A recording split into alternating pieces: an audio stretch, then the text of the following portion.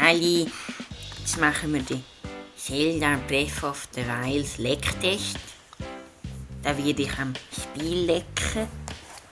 Das Spiel sieht so aus. So viel Plastik. Ein sexy Ass. Oh ja.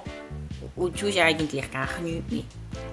So, jetzt nehmen wir das Spiel mal raus. Oh, da habe ich es so in der Hand.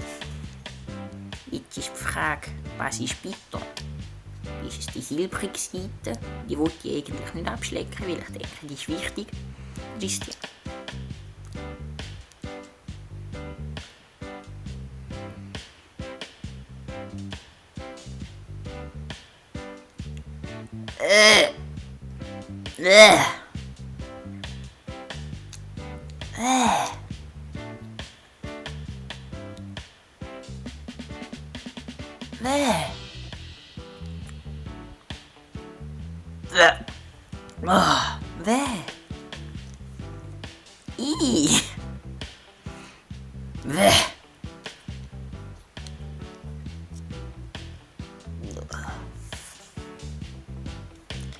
Ist nicht so nice. Also kann ich jetzt nicht empfehlen. Ich kann es mir irgendwie... Weiß auch nicht.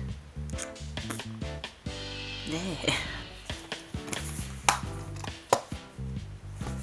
Da schau das Rückencover. Weh!